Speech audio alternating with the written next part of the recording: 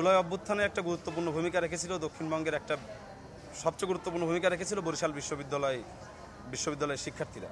কিন্তু অভ্যুত্থান পরবর্তী সময়ে আমরা দেখলাম যে এই বিশ্ববিদ্যালয়ের শিক্ষার্থীদের যে প্রত্যাশা, সেই প্রত্যাশা পূরণের ব্যাপারে রাষ্ট্র এবং বিশ্ববিদ্যালয়ে যে প্রশাসন তারা আসলে বিশেষ আগ্রহ দেখালো না।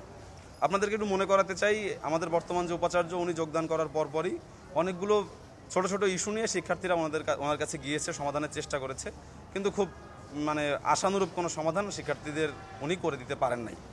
অবশেষে আপনারা জানেন যে 22 দফা দাবিতে শিক্ষার্থীরা যখন ভিসির পদত্যাগের দাবিতে আন্দোলন শুরু করে, সেই আন্দোলনের প্রেক্ষিতে উনি বলেছিলেন যে 1 মাস সময় দিলে উনি শিক্ষার্থীদের সমস্ত দাবি মেনে নেবেন। কিন্তু আমরা দেখলাম যে এরপরে প্রায় অর্ধ বছর পার হয়ে গেল, উনি দাবি তো মেনে নিলেনই না, এবং এই দাবির প্রেক্ষিতে কতটুকু কি করলেন না করলেন শিক্ষার্থীদের সঙ্গে আলাপ আলোচনা করার প্রয়োজনও উনি বোধ করেন নাই।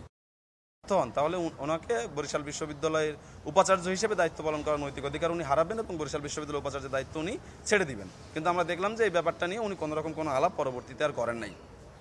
এর বাইরে আমরা একটু বলতে চাই, আমাদের বিশ্ববিদ্যালয়ের শিক্ষার্থীরা কয়েক দফায় যখন ভিসির নানা রকম তার স্বৈরাচারিতা এবং তার নানা রকম নিয়োগ টিয়োগ নিয়ে যখন আন্দোলন করেছে, তখন এই আন্দোলনকে দমানোর জন্য উনি একটা পুলিশি প্রক্রিয়ায় আমাদের বিশ্ববিদ্যালয়ের শিক্ষার্থীদের নামে মামলা করেছেন। পরবর্তীতে আবার বিশ্ববিদ্যালয়ের শিক্ষার্থীরা যখন আবার কর্মসূচি করতে গেছে উনি আবার জিডি করেছেন। বিশ্ববিদ্যালয় প্রশাসন তার শিক্ষার্থীদের নামে দফায় দফায় পুলিশি প্রক্রিয়ায় যে হয়রানির ব্যবস্থা যেটা করছে, এটা আমরা মনে করি এই কর্মকাণ্ডের মধ্য দিয়ে আমাদের বিশ্ববিদ্যালয়ের উপাচার্য সুচিতা শর্মিন বিশ্ববিদ্যালয়ের উপাচার্য হিসেবে থাকার নৈতিক অধিকার হারিয়েছেন। ছাত্র আন্দোলনের বিরোধিতা করেছে, তাদের একাডেমিক শাস্তির আওতায় আনার কোনো রকম কোনো উদ্যোগ নিতে না পারলেও আমরা দেখেছি খুবই ন্যাক্কারজনকভাবে যে সমস্ত শিক্ষার্থীরা তাদের দাবির পক্ষে আন্দোলন করেছে, দাবির ন্যায্যতা নিয়ে যৌক্তিকতা নিয়ে শিক্ষার্থীদের সঙ্গে দফায় দফায় আলাপ হতে পারত, কিন্তু শুধুমাত্র আন্দোলন করার কারণে একদম ফ্যাসিস্ট কায়দায় শিক্ষার্থীদের মুখ বন্ধ করে রাখার যে ন্যাক্কারজনক প্রচেষ্টা উনি করেছেন, আমরা মনে করি এরপর ওনারা বিশ্ববিদ্যালয় উপাচার্য হিসেবে দায়িত্ব পালন করার কোনো নৈতিক অধিকার নেই। আবার একটু আমরা দুঃখের সঙ্গে বলতে চাই যে 5ই আগস্টের নতুন যে বাংলাদেশের পদযাত্রা, সেই যাত্রাতে নতুন বিশ্ববিদ্যালয়ে আমরা একটা স্বপ্ন দেখেছিলাম যে বরিশাল বিশ্ববিদ্যালয় অতীতে তার সমস্ত রকম দুর্বলতা এবং তার যে সংকীর্ণতা আছে এগুলো থেকে বেরিয়ে আসতে পারবে।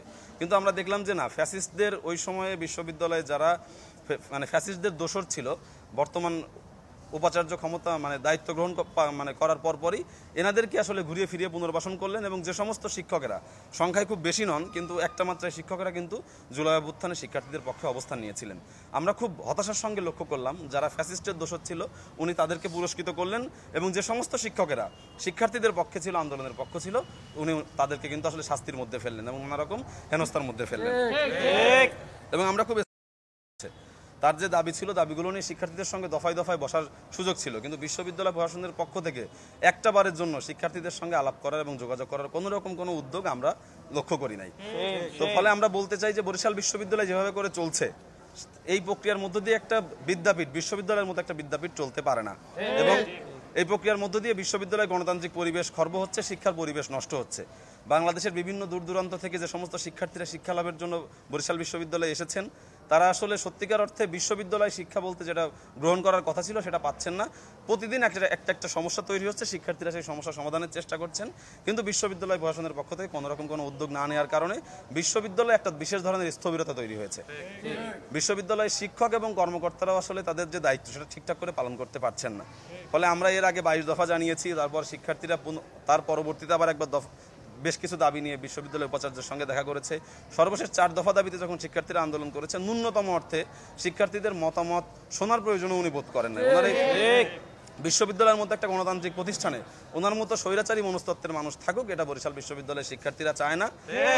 এবং আমরা দেখেছি বরিশাল বিশ্ববিদ্যালয়ের শিক্ষকরা আসলে এই নতুন উপাচার্য আসার পর থেকে তাদের যে দায়িত্ব এটা পালন করতে পারেনি। ফলে আমরা বিশ্বাস করতে চাই যে বরিশাল বিশ্ববিদ্যালয়ের ডিন যারা আছে, চেয়ারম্যান যারা আছে, তারা তাদের যে দায়িত্ব, উপাচার্যকে গিয়ে না পাওয়া তার দায়িত্ব, আমরা নানা সময় আমরা দেখেছি যে ছোট ছোট একটা সিগনেচারের কারণে অনেকগুলো কাজ ঝুলে থাকতেছে। আপনারা সর্বশেষ দেখেছেন আমাদের একজন শিক্ষার্থী ক্যান্সারে আক্রান্ত হয়ে মারা গিয়েছেন, বিশ্ববিদ্যালয় উপাচার্যের একটা সিগনেচারের কারণে কিন্তু এই শিক্ষার্থী অর্থনৈতিক সহযোগিতা পায় না। উপাচার্য তার শিক্ষার্থীর যখন তার একদম জীবন মৃত্যুর সন্ধিক্ষণে দাঁড়িয়ে আছে, সেই শিক্ষার্থীর ফাইলটা বের করে একটা সিগনেচার যে উপাচার্য করতে পারেন, আমরা মনে করি সেই উপাচার্য যত দক্ষযোগ্যই হোক না কেন বিশ্ববিদ্যালয়ের মতো একটা প্রতিষ্ঠানের দায়িত্বে তাকে রাখা উচিত না। এই উপাচার্য বরিশাল বিশ্ববিদ্যালয় পরিবার আর চায় না। দক্ষিণবঙ্গের সর্বোচ্চ বিদ্যাপীঠ বরিশাল বিশ্ববিদ্যালয় মনে করে যে এই উপাচার্য দিয়ে এই বিশ্ববিদ্যালয় এই জনপদের এবং এই শিক্ষার্থীদের কোনো রকম কোনো উপকার সাধন হওয়ার কোনো সুযোগ নাই।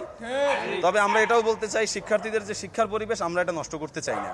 শিক্ষার্থীদের ক্লাস পরীক্ষা এটা বন্ধ হোক, আমরা এটা চাই না। বা দক্ষিণবঙ্গের এই জনপদের যে মানুষ আছেন তাদের ভোগান্তি হোক, এটা আমরা চাই না। ফলে খুব দ্রুতই আমাদের দাবি যদি মেনে নেওয়া হয়, আমরা আমাদের জন্য, বিশ্ববিদ্যালয়ের শিক্ষার্থীদের জন্য মঙ্গল, এবং দক্ষিণবঙ্গের যে এই জনপদের যে মানুষ আছে তাদের ভোগান্তিটা হবে না। এটা আমরা খুব সুনির্দিষ্ট করে মানে ঊর্ধ্বতন কর্তৃপক্ষ ইউজিসি এবং আমাদের যে বিশ্ববিদ্যালয়ের আচার্য রয়েছেন তাদেরকে জানাইতে চাই যে আপনারা খুব দ্রুত এই ব্যাপারে সমস্যার সমাধানটা করে ফেলেন, তাহলে বিশ্ববিদ্যালয়ের শিক্ষার পরিবেশ এবং দক্ষিণবঙ্গের মানুষগুলো কোনো রকম কোনো ভোগান্তির মধ্যে পড়বে না। কিন্তু আমাদের দাবি যদি মেনে না নেওয়া হয়, বরিশাল বিশ্ববিদ্যালয়ের শিক্ষার্থীদের এই সময় আমরা প্রচুর সহ্য করছি আর কি, একটা দীর্ঘ সময় ধরে একটা স্থবিরতার মধ্য দিয়ে আমরা যাচ্ছি। আমাদের পক্ষে এই জিনিস আর সহ্য করা সম্ভব না করে গোটা দক্ষিণবঙ্গকে বাংলাদেশ থেকে বিচ্ছিন্ন করে দিতে বরিশাল বিশ্ববিদ্যালয় বাধ্য হবে। কিন্তু আমরা এগুলো করতে চাই না। আমরা খুব স্পষ্ট করে বলতে চাই, কোনো রকম মানুষের কোনো ভোগান্তি হোক এটা আমরা চাই না।